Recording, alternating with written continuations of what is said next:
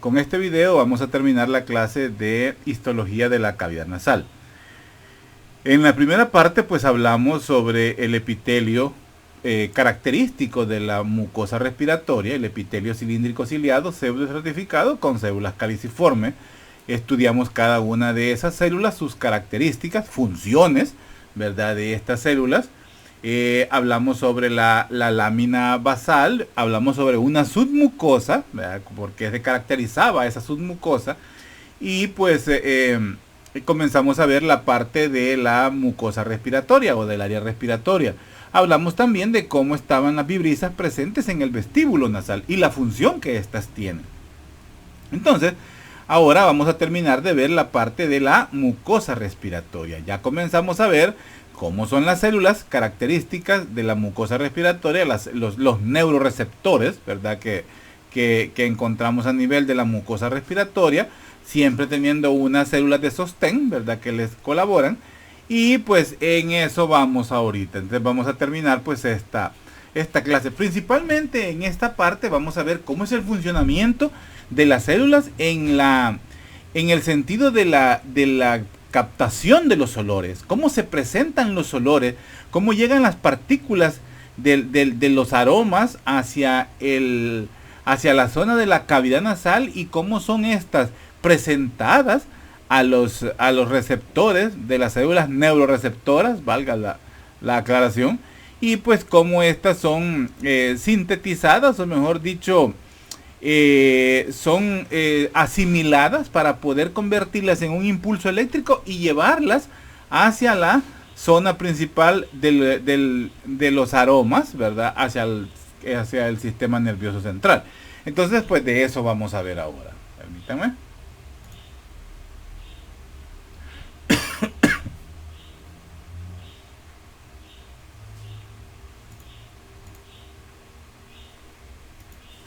Ok. Entonces, ya habíamos hablado, bueno, solo para recapitular, permítanme, esto es el bulbo olfatorio. El bulbo olfatorio viene a ser como un ganglio, es el primer relevo, por decir así. Y los axones de las células bipolares, ¿verdad?, o de las células olfatorias, de las neuronas olfatorias, pues hacen su sinapsis con las terminaciones nerviosas propias que van al bulbo olfatorio. Esto es la mucosa, ¿verdad? Todo esto es el epitelio y esto por supuesto es la mucosa. Esto que aquí esto está malo, no sé por qué tiene esta diapositiva esto de pituitaria, aquí no tiene nada que ver, y la verdad que no me había fijado, es una diapositiva nueva, bueno, no es nueva, nunca me había fijado realmente, nunca me había fijado en esto, pero bueno, esta es parte de la mucosa olfatoria, ¿verdad? Entonces, la mucosa olfatoria con sus respectivas terminaciones. Entonces, vamos a ver pues que el conjunto de axones, o sea, todos estos axones, esto es el hueso etmoides, esta es la lámina cribosa del etmoides, es decir, que estas son las cribas o los agujeros por los cuales pues el nervio olfatorio pues penetra sus raicillas nerviosas. Entonces, vamos a ver que el conjunto de todos estos axones forman lo que corresponde al nervio olfatorio, es decir, al primer paracraneal. Los axones olfatorios, pues, son por la zona donde ellos transcurren, por donde ellos pasan, fácilmente pueden lesionarse. Más que todo en un trauma craneoencefálico pueden llegar hasta a seccionarse, hasta a cortarse, por decir así. Y eso puede producir una situación que en medicina le llamamos anosmia. Se llama anosmia. La anosmia es la pérdida del sentido del olfato. Ojo con eso. Entonces, pero si estos nervios se lesionan, una característica, bueno, una de las células del cuerpo, la gran mayoría tienen la capacidad de regenerarse. Hemos visto como, por ejemplo, en la mucosa hay algunas células propias de la mucosa que se comportan como células madre. Al comportarse como células, al ser células madre, tienen la capacidad de regenerar alguna célula propia de todo el epitelio que esté dañada o que se haya lesionado. Las células basales pueden transformarse en una célula madre, pueden transformarse en una célula sustentacular, como sería en este caso, o en una célula bipolar. Pero podría darse esto, pero la conexión, la sinapsis, la regeneración de la comunicación no se da en otros tipos de tejido y en otros tipos, en otros tipos de neuronas. No se puede dar. En los tejidos de la piel, los tejidos de recubrimiento del estómago, del intestino, todos tienen la capacidad de regenerarse, o sea, destruirse y volverse a crear. Pero las neuronas no, ellas no tienen eso, a excepción de las neuronas que corresponden al sistema respiratorio. Estas, o sea, las neuronas olfatorias, estas han tenido hay estudios que dicen que se pueden regenerar. Es más, hay unas investigaciones donde se están haciendo o se está trabajando en regenerar tejidos de pacientes, por ejemplo, que han tenido una lesión de columna y han quedado pues han tenido una sección de médula espinal y han quedado con una hemiplegia o paraplegia, y entonces pues se están haciendo injertos de neuronas olfatorias en esa zona para que se haga de nuevo la sinapsis y los pacientes pues tengan una esperanza para poder recuperar pues o las funciones al 100%, que sería muy difícil, o un porcentaje. Y hay ¿cómo se llama? Hay resultados pues bastante alentadores que dan una esperanza. Así es que, pero eso ustedes lo van a estudiar pues más adelante, cuando ya sean médicos y ya se haya adelantado en ese sentido. Pues bueno, estas pues tienen esa capacidad de regenerarse. Las demás neuronas no tienen. Neurona que se muere, neurona que se murió y punto. Entonces, estas pues son las únicas neuronas del sistema nervioso que se reemplazan con facilidad, vea, durante la etapa postnatal, porque en la etapa intrauterina pues sí, se están reemplazando por el desarrollo intrauterino, pero después de nacimiento ya ninguna tiene la capacidad de regenerarse, a excepción de las neuronas olfatorias. Entonces, perdón, pero lo que quería que viéramos era que todas ellas, este es un esquema. Todas ellas pues conforman el nervio olfatorio, o sea, la unión de todas estas neuronas bipolares, neuronas olfatorias que están en la mucosa olfatoria, son las que conforman el nervio olfatorio. Entonces, podemos decir pues que las sustancias, ¿verdad? Las sustancias odoríferas, ¿verdad? Las sustancias de aroma, o sea, aquí están representadas como esto. Estos son los cilios, esta es la parte de la mucosa. Es un corte o es un esquema de esta zona. Todo esto es el epitelio. Todo esto va a ser el epitelio propio de la mucosa respiratoria. Y esto es los diferentes, ¿cómo se llaman? Pasos por donde pasa la información al interior del bulbo olfatorio. No le vamos a entrar de lleno a esto porque esto ya es neuroanatomía. Entonces, vamos a ver pues que las moléculas de aroma o las moléculas de las sustancias odoríferas que llegan hacia la cavidad nasal, pues estas vienen a solubilizarse.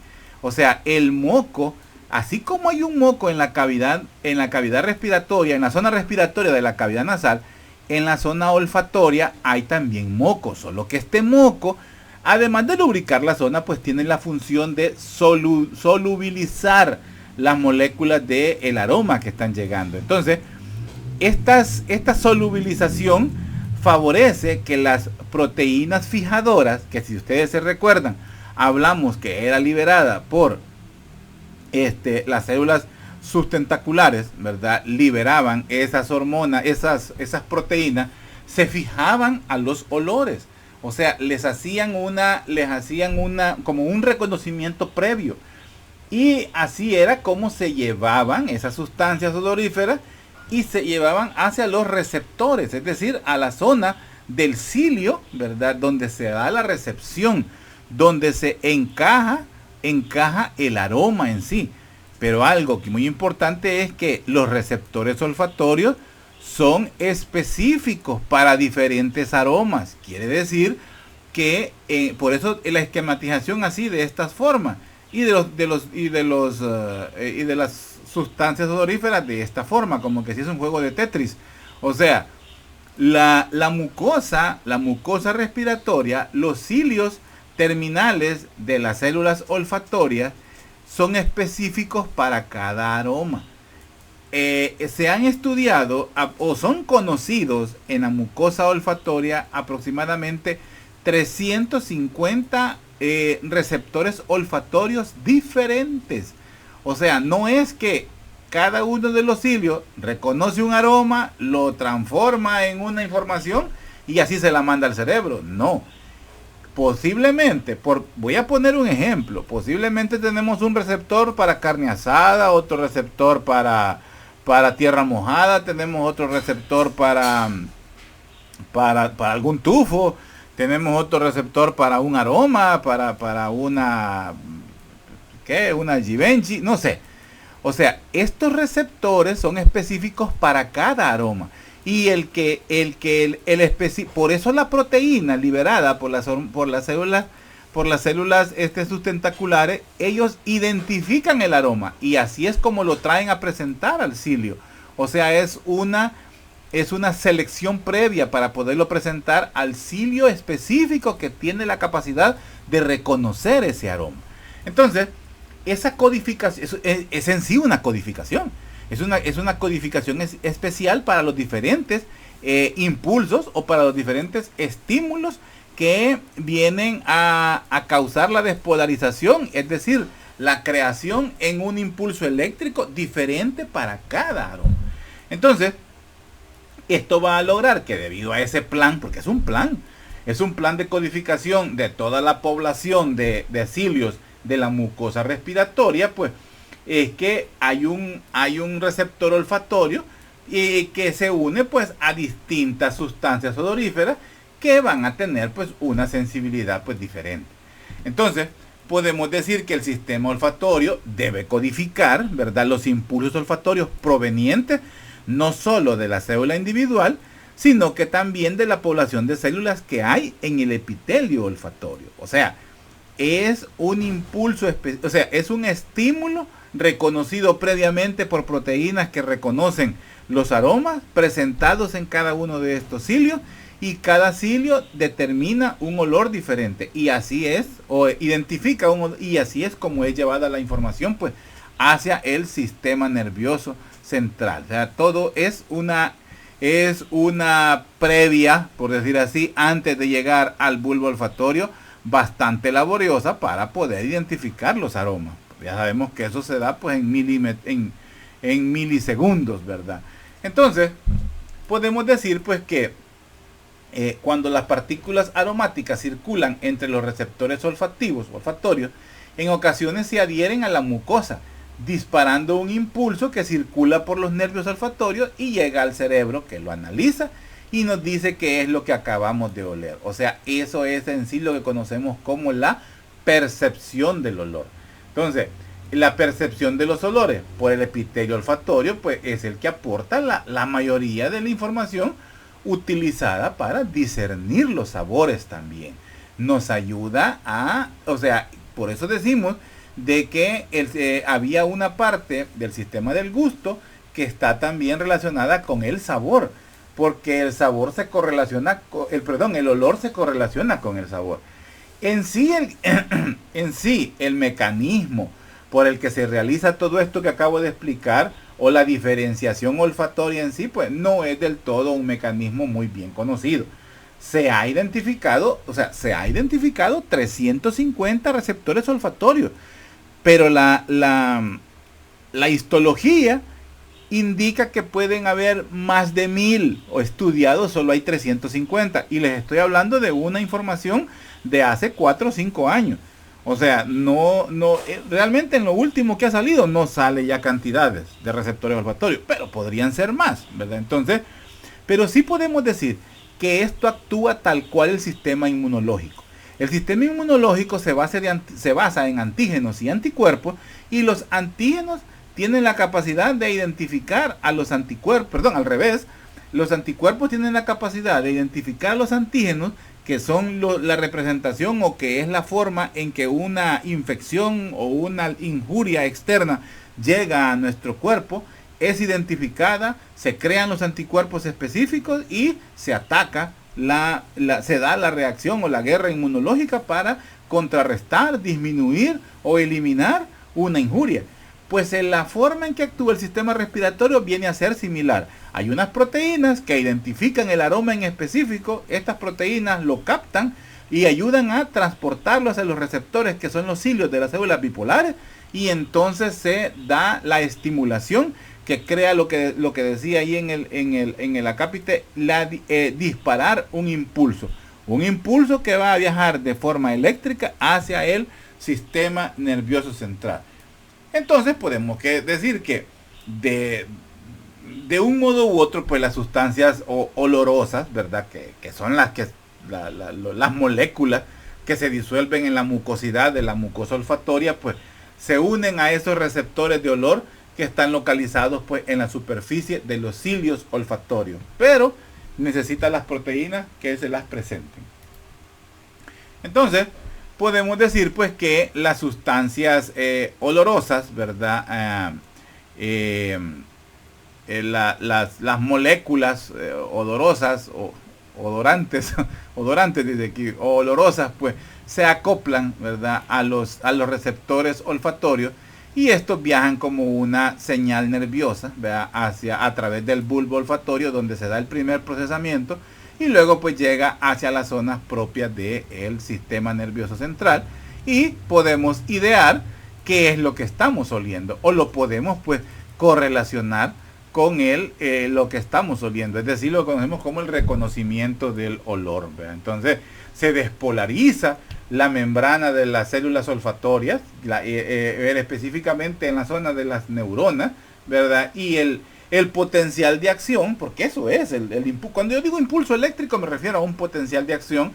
Ese va a viajar a lo largo de todo el axón para luego estimular pues a nivel del bulbo olfatorio unas células importantes. Lo voy a mencionar, pero no se lo voy a preguntar en el parcial, que son las células mitrales.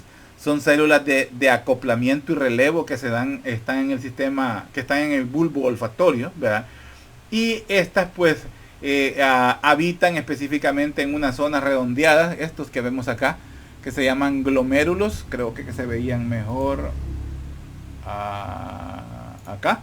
Estos son los glomérulos, y estas son las células mitrales. Todo esto es relevo a nivel del bulbo olfatorio.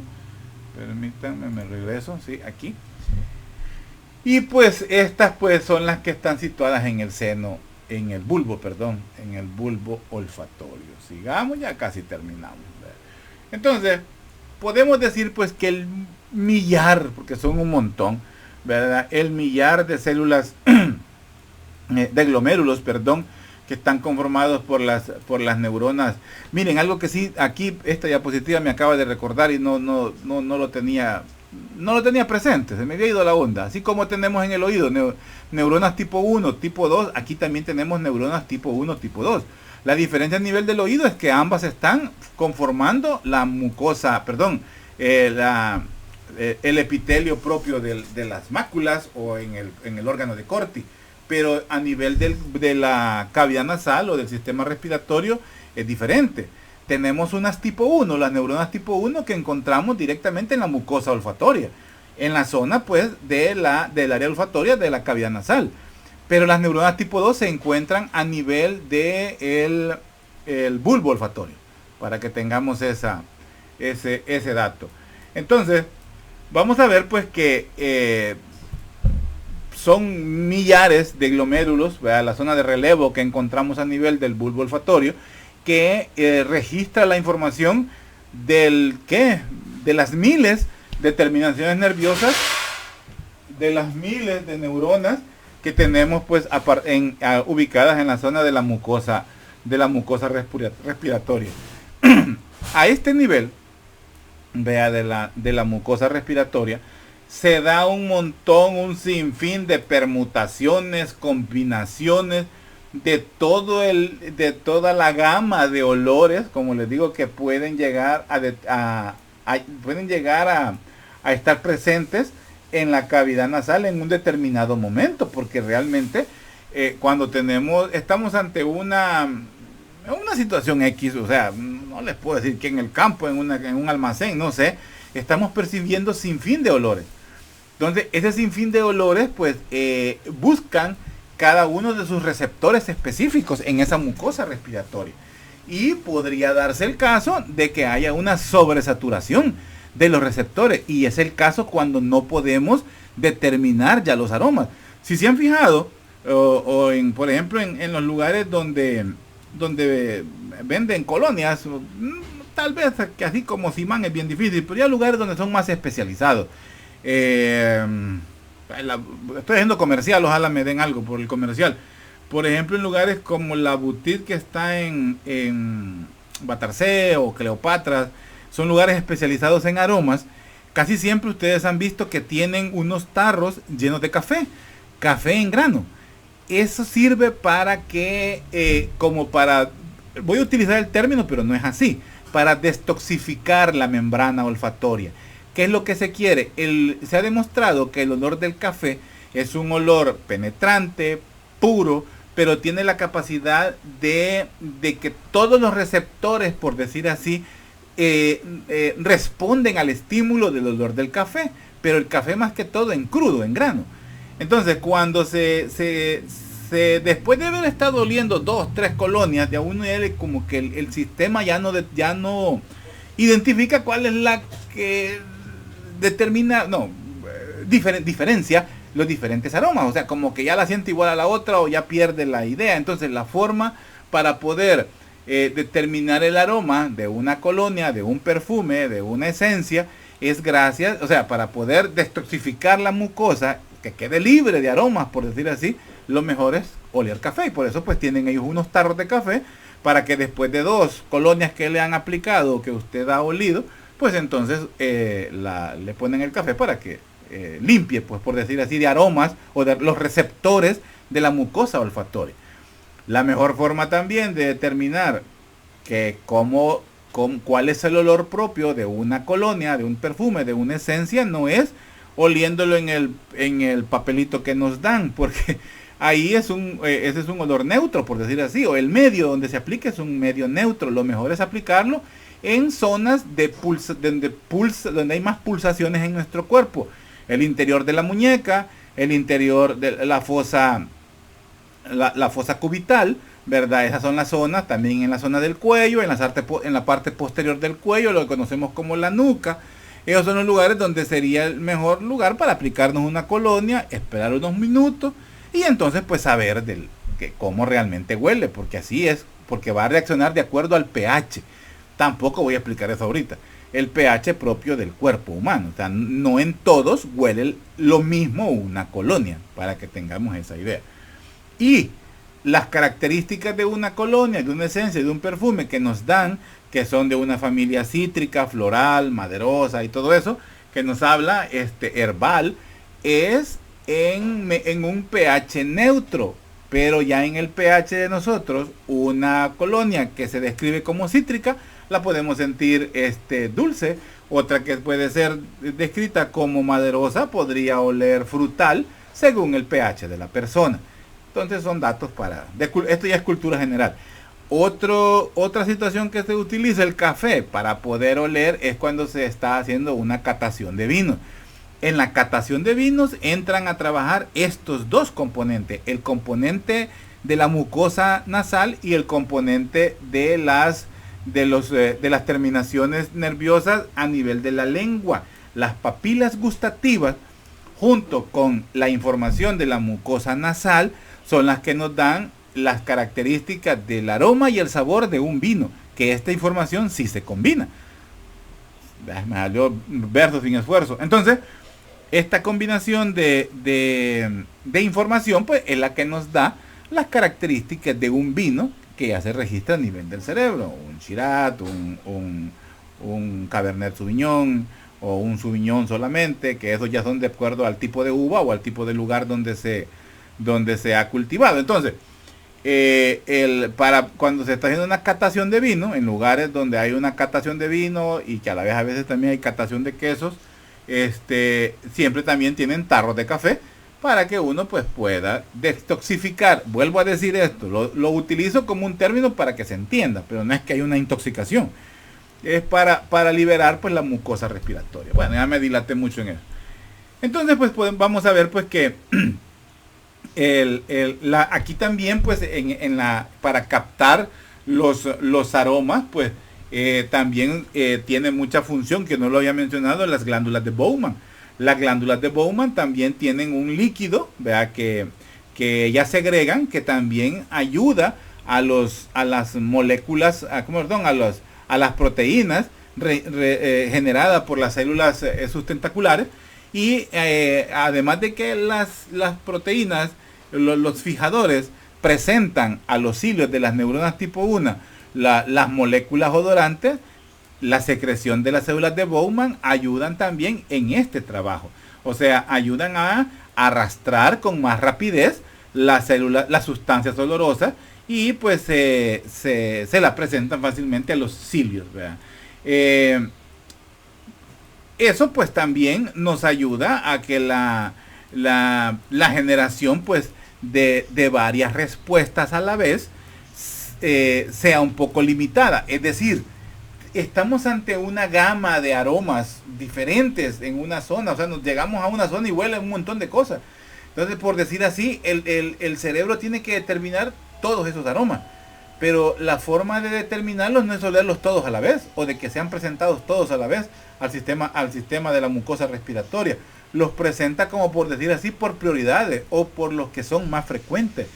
Al hacer esto de ser los más frecuentes, pues entonces esa sustancia o ese líquido le colabora para que se dé ese trabajo. Entonces la secreción, ¿verdad?, del líquido de las células de Bowman, como las sustancias pues odoríferas, ¿verdad?, las proteínas que ayudan a determinarlo, pues hace pues que las sustancias odoríferas, las moléculas odoríferas u odorantes, pues sean pues detectadas. Entonces, de este modo se asegura el sistema de que se estén presentando nuevos olores de una forma continua a medida que vayan apareciendo, y no todos de un solo porrón o de un solo pencazo, ¿verdad?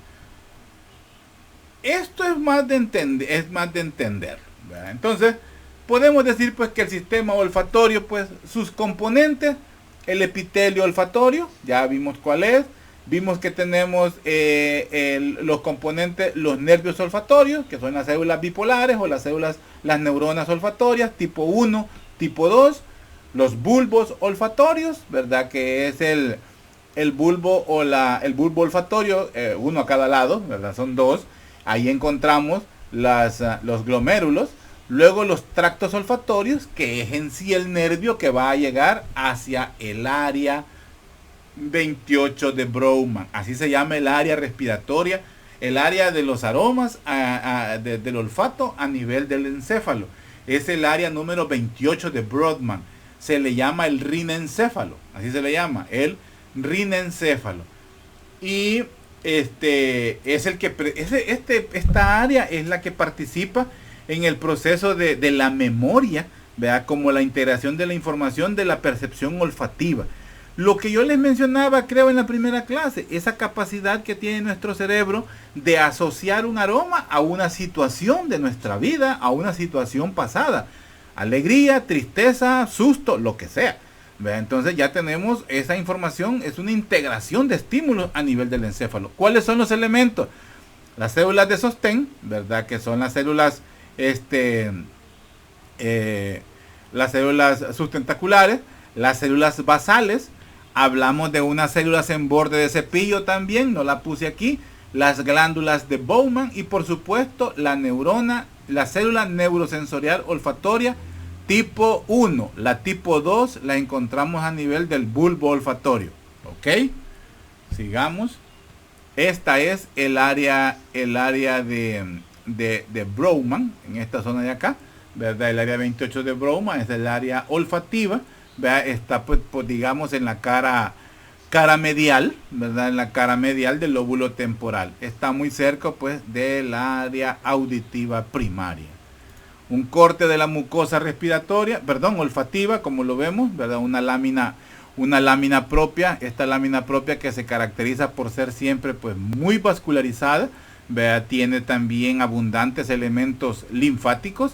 Las glándulas de Bowman son estas más largas, no se ven muy bien, pero son estas, las glándulas de Bowman, ¿verdad? Que son las que secretan pues un líquido ceroso, ¿verdad? Que es el que contiene las proteínas de unión a las moléculas odoríferas junto con las células sustentaculares. Además, pues, tiene otra función de esta secreción, ayuda de una forma, ayuda de una forma antimicrobiana, tiene una función pues antimicrobiana, y pues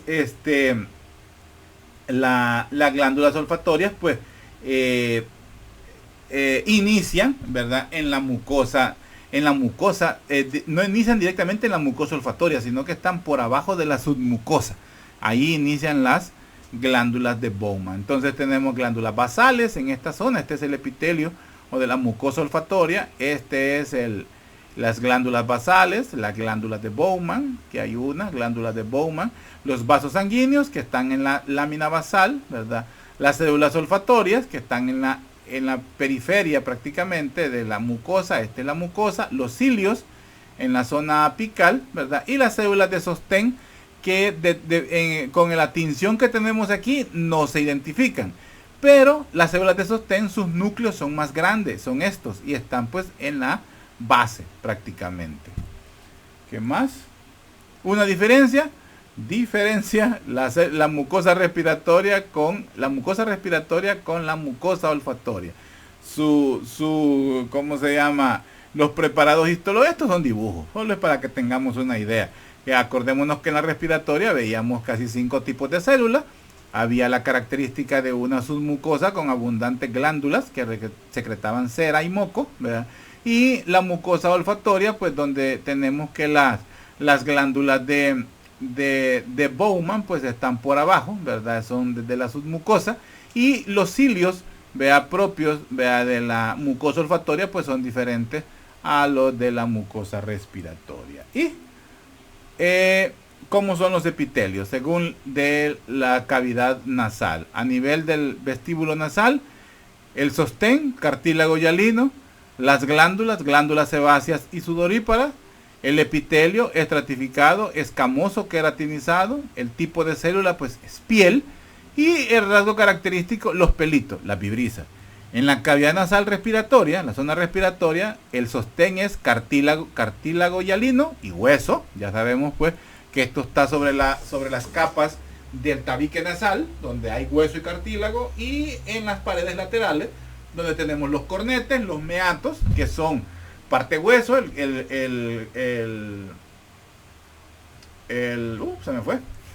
los cornetes inferiores, y los cornetes superiores y medios, pues que son cartílago. Y por supuesto, pues el hueso a los lados, pues, arriba y abajo, el hueso etmoides, tanto en las paredes laterales como en el techo. Luego tenemos las glándulas seromucosas, que las encontramos en la submucosa.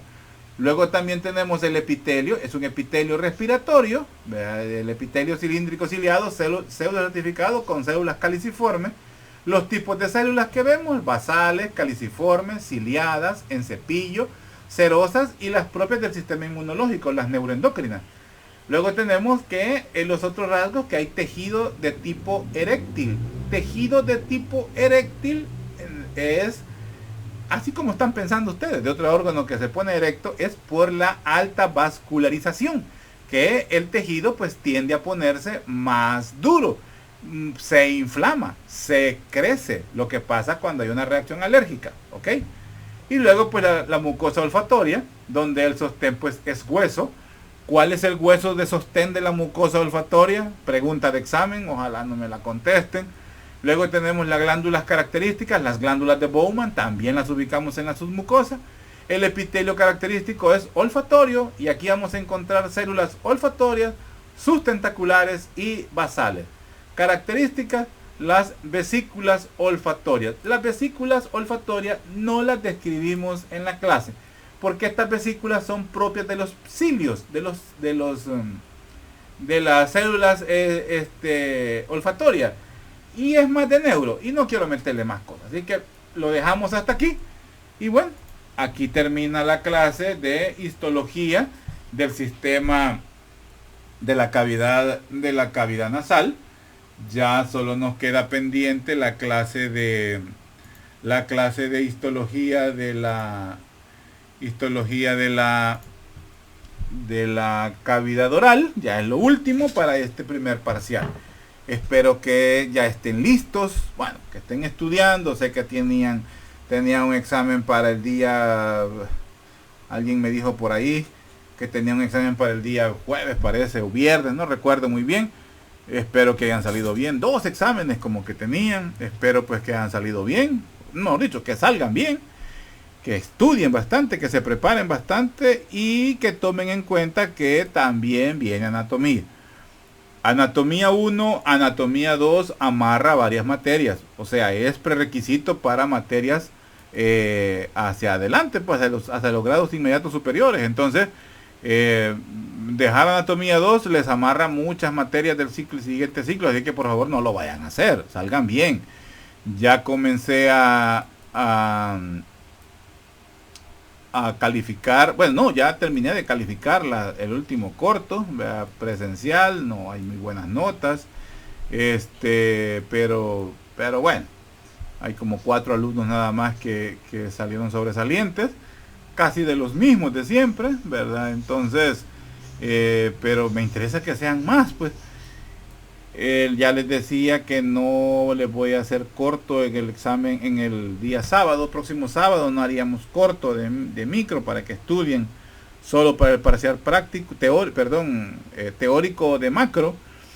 ¿Qué otra cosa había que decir? Bueno, no me acuerdo. Confundí las fechas en el último video. Les decía que el 13, pero es que no he quitado, y aún no le he quitado la hoja del mes pasado de agosto, y no estaba viendo septiembre. El examen teórico de macro es el 12 y el examen teórico de micro tentativamente es el 17, o sea, de este sábado que viene, que es 10, al próximo sábado sería 17, y sería el examen teórico de micro. Posiblemente lo hagamos el domingo, vaya, para darles más chance.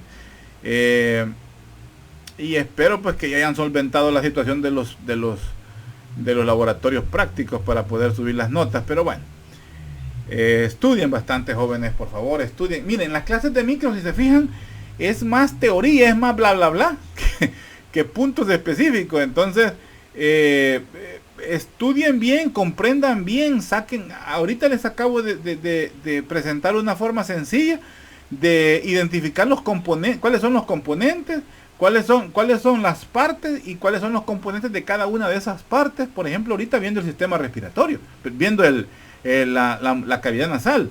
Así pueden hacerlo para los demás temas de micro. Es más fácil estudiarlo así.